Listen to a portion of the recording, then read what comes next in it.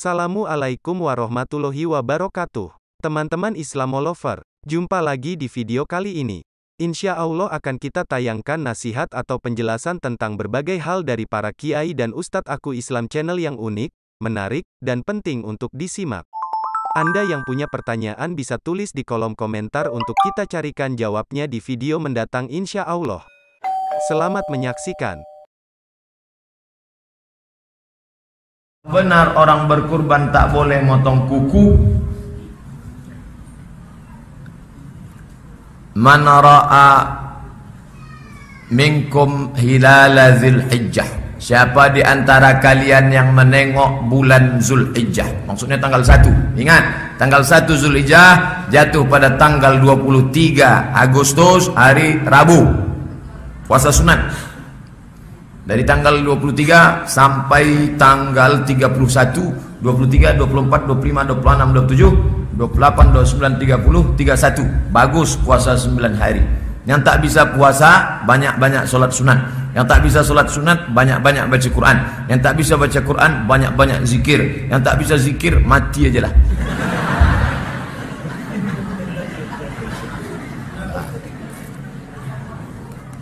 Kalau kamu mau berkurban dari tanggal 1 Zulhijjah, wa arada ahadukum an yudhi, kamu mau berkurban, falyumsik an sya'rihi wa azfarihi, jangan potong rambut, jangan potong kuku.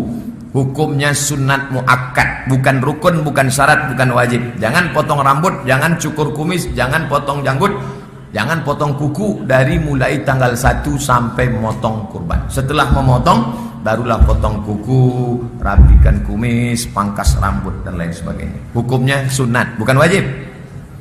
Bagaimana menanggapi perpecahan umat di masa sekarang?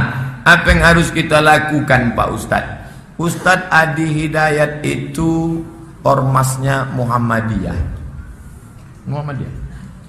Saya tak Muhammadiyah. Saya 5 tahun jadi anggota lembaga Bahsul Masail NU Riau, sekolah Al-Wasliyah.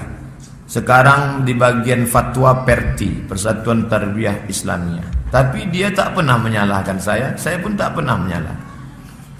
Bahwa ada orang bismillahnya sir, saya hormati. Saya kalau imam bismillah saya jahat.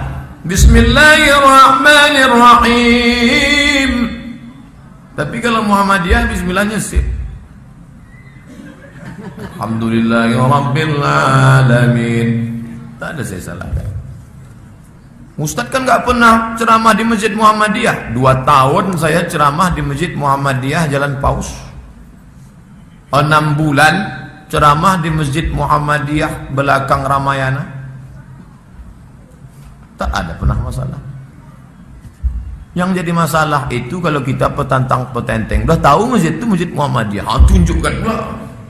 Syekh Abdurrahman Sudes, Imam Masjidil Haram, tak pernah baca bismillah jahar waktu di Makkah, tapi waktu disuruh jadi imam di Istiqlal jahar Bismillahirrahmanirrahim. Malu pula sama Syekh Rashid. Avanza putih BM 1685 JP mohon dipindah.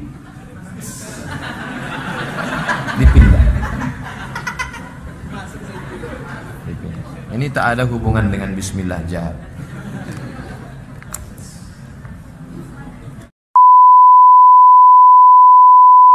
Baik, bagian yang kedua, bagaimana tentang potong kuku dan rambut? Apakah benar hadis yang mengatakan kalau kita berkurban kita tidak boleh potong kuku? Ini banyak sekali beredar ya di media sosial belakangan ini. Baik, saya jawab dulu yang kedua ya. Kedua dulu, nanti gantian dengan yang lain dulu ya. Baik, yang kedua, larangan tentang memotong kuku dan rambut. Anda bisa temukan di hadis Muslim, nomor hadis 1977, bab yang ke-39, halaman 152, jilid yang ke-7. Terbitan Syarah An-Nawawi, terbitan Darul Hadis, cetakan tahun 2004, harganya 450.000. Belinya di PT Wadi Jalan Pramuka ya. Baik. Hadisnya dari Ibnu Musayyab, berasal dari Ummu Salamah dari Nabi. Saya bacakan hadisnya. An Ummi Salamah radhiyallahu taala anha qalat, dari Ummu Salamah, semoga Allah meridai kepada beliau menyampaikan, qala Nabi sallallahu alaihi wasallam, Nabi sallallahu alaihi wasallam pernah bersabda, bima makna, perhatikan kalimatnya.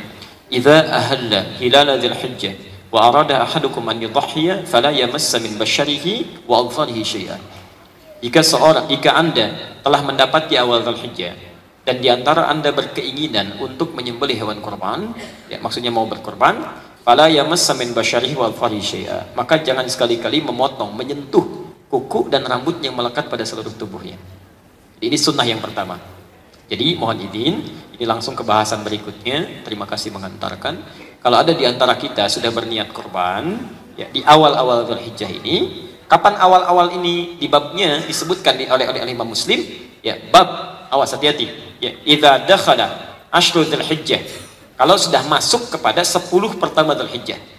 Jadi yang dimaksudkan awal 10 pertama. Kalau tanggal 1 termasuk 10 pertama?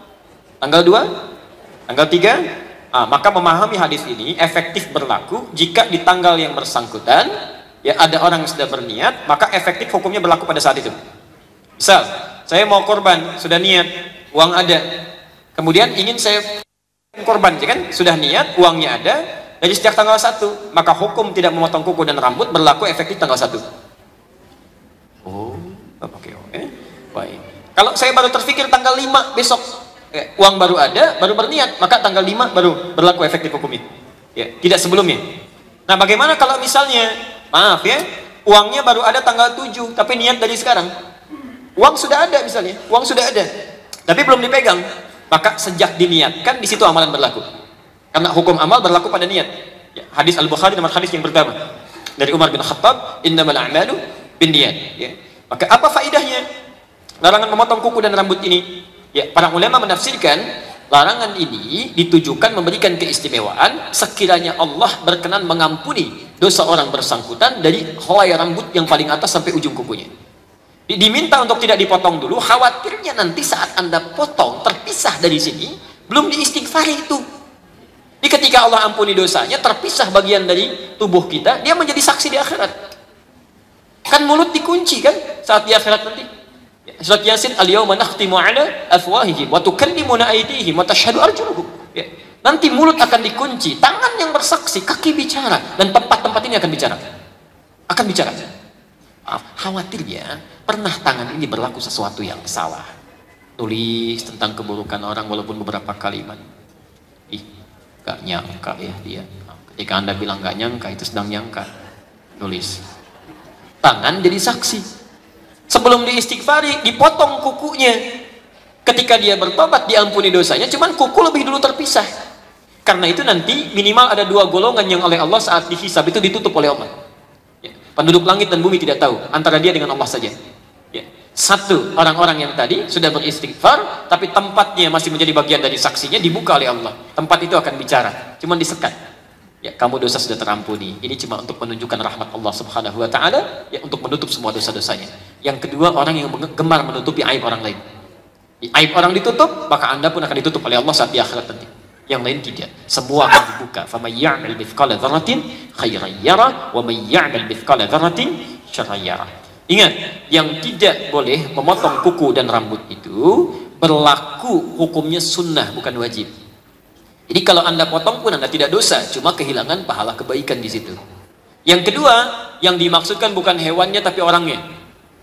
Ya, sering tersebar di masyarakat ada informasi yang dilarang potong itu hewannya, bukan orangnya. Ini kesalahan tersebar di masyarakat menjadi kaprah, ya, dan cuma di Indonesia saja, negara lain nggak ada. Cuma di Indonesia, karena ada kesalahan terjemah. Pernah ada orang salah menerjemahkan ringkasan Sahih Muslim, ya, ada versi bahasa Indonesianya halaman 899 posisi paling kanan, bab yang ke-10 tentang Kitabul Kurban. Ya, Kitab Kurban. Disebutkan di situ halaman 899. Jika telah masuk awal bulan Dzulhijjah dan ada yang ingin menyembelih, maka dilarang memotong kuku dan bulu yang melekat pada binatang kurban. Dari situ tersebar dan fatal akibatnya. Semua di kitab hadisnya bukan hewannya, maaf, tapi orangnya. Ya. Pertama, asbabul wurud hadis ini disampaikan, maaf, ketika sahabat masuk ke kamar mandi menjelang Idul Adha, itu sedang cukur-cukur, bersih-bersih. Ada yang cukur kumis, ada yang bulu ketiak, macam-macam. Dilaporkan pada Ibnu Musayyib, kata beliau, inilah hadza haditsun qad nusiya wa turika. Ini hadis yang sudah banyak dilupakan sehingga hukumnya ditinggalkan. Maka ini sebab pertama kenapa hadis itu muncul. Ya, jadi bukan binatang tapi kepada orangnya. Yang ketiga secara nalar, maaf, ya, tidak ada faedahnya manfaatnya motongin kuku binatang. Ada yang pernah motong kuku sapi? Begitu dipegang kakinya sudah nendang begini gitu kan? Jadi kalau Anda berkorban silahkan dimulai dari sekarang gitu kan? Masih ingat nanti tidak memotong kuku dan rambut sampai kemudian hewan kurbannya disembelih. Ingat bukan sampai tanggal 10 tapi sampai hewan kurbannya disembelih. Nah, nanti setelah Anda selesai, kapan hewan kurban disembelih? Kalau tidak tahu tanyakan. Kalau tidak menyaksikan tanyakan kapan hewan saya disembelih. Setelah selesai, hadis Abu Dawud nomor hadis 2797, Anda menghadap kiblat. Berdoa di situ mengucapkan inni wajjahtu wajhiya lilladzi fataras samawati wal ardh dan seterusnya sampai akhir, dan di situ memohon ampunan kepada Allah. Dan semoga Allah berkenan mengampuni dari ujung rambut sampai dengan ujung kuku di kakinya. Oke. Sekian informasi untuk video kali ini. Nantikan video-video dari channel Aku Islam selanjutnya yang unik, menarik, dan penting untuk disimak. Sampai jumpa. Dan bagi Anda yang baru bergabung silakan like, share, dan subscribe channel ini. Jangan lupa klik tombol lonceng untuk mendapat info selanjutnya dari kami.